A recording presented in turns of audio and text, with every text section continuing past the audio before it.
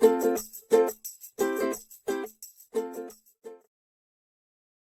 guys, welcome to This or That Thursdays. Thursdays.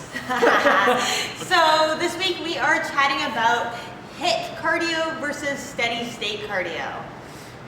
So we're just going to outline a couple differences and what you might use each one for. And what you might actually see taking place in the gym.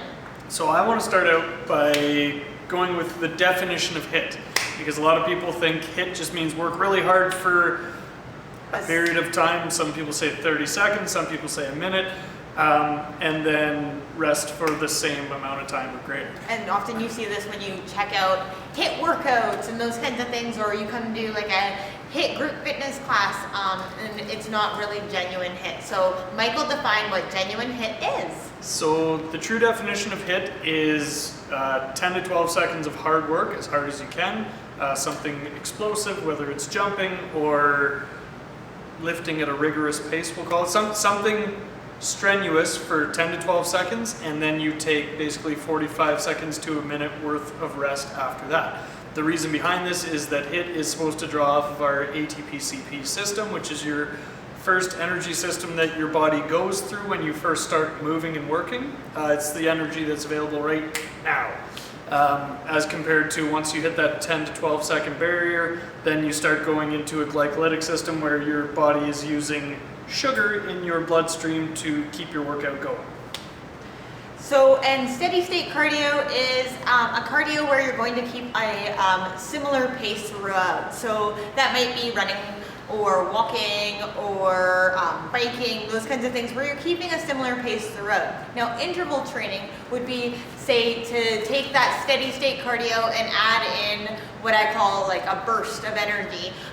So it might be that you're running at a regular pace for a while, and every time you hear the chorus of the song come up through your headphones, you start sprinting. And that would be like a style of interval training versus it being HIIT training, or what you might see in a lot of group fitness classes, what we call MIT training, or moderate intensity interval training.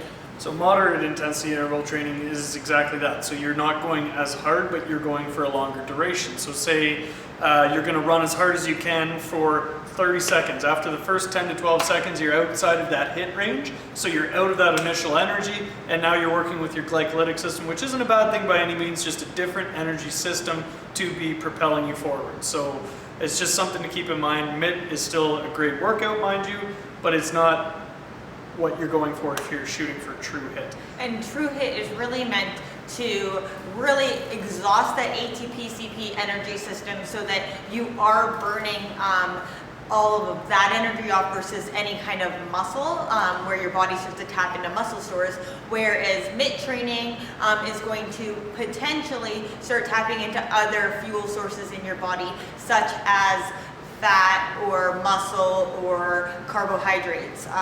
So there's lots of other things that can come into play with MIT training versus genuine HIIT. When we talk about steady state, if you're maintaining a similar state throughout, it's a lot more of what I'm going to call a fat burning state.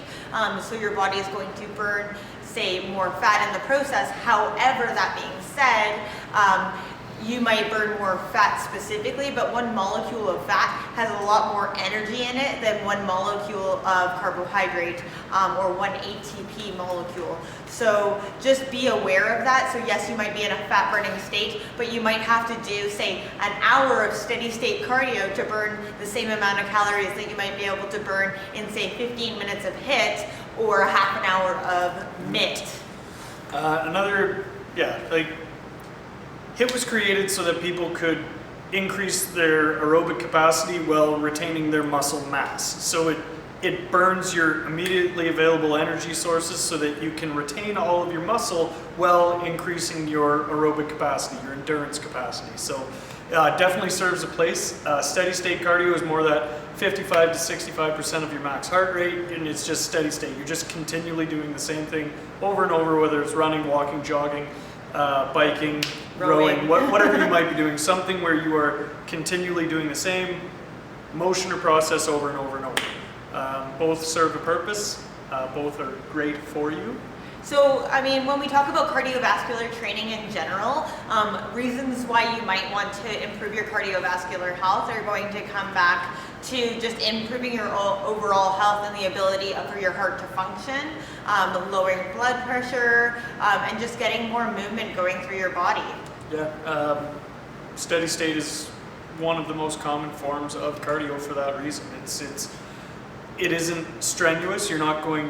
You put yourself at less risk of an injury, things like that. But you're still going to see the benefits of the motion that you're going through, anyways.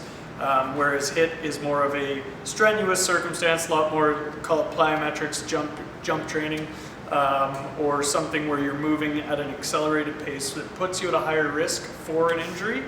But at the same time, you are able to, again, only do that for 10 to 12 seconds, so that the actual risk of injury isn't overly high. And you're doing it for a shorter duration. Now, a couple things to be aware of when doing these kinds of cardio is, one, what is your goal? What is the purpose of the cardio that you're wanting to do?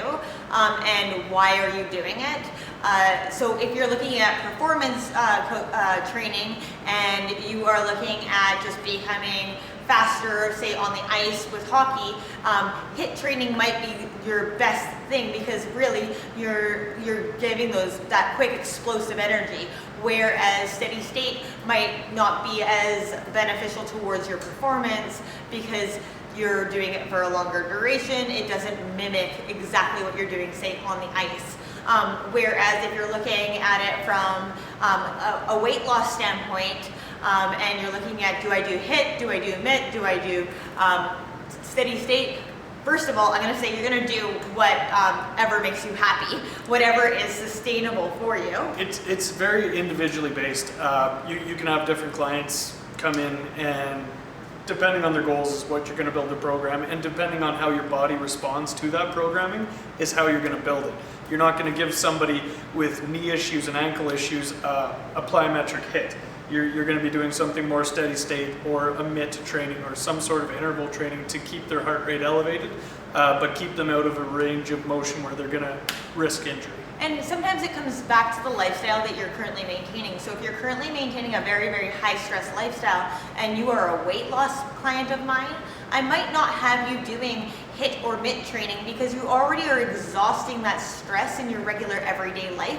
And so coming into the gym and doing a very, very stressful style workout is just going to keep those cortisol levels really, really high and maybe not lend way to as much progress. So it might be that if you were a weight loss client that lives in a high stress environment all the time, I might really suggest to you that you want to look at doing a steady state cardio so it's a lower stress and it's maybe a little bit of a longer duration for you. However, we're not spiking those cortisol levels, and a lot more people tend to enjoy those steady state cardios because they're not having to exert as much physical demand is what I'm going to say there. And that's an awesome point too. Just being able to recognize where you are at with stressors in your life, because again, if you have a lot of stress outside of anything to do with motion, but if you have a lot of stress in your life from work, family, just day-to-day life, and then coming in and putting yourself through a crazy stressful workout thinking that that's going to get you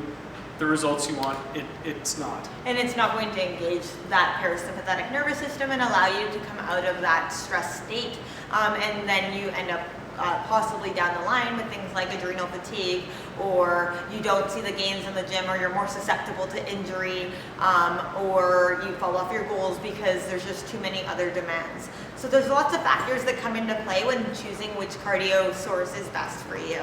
If you guys are actually serious about it and you want to figure out what might work best for you, you can always give us a shout.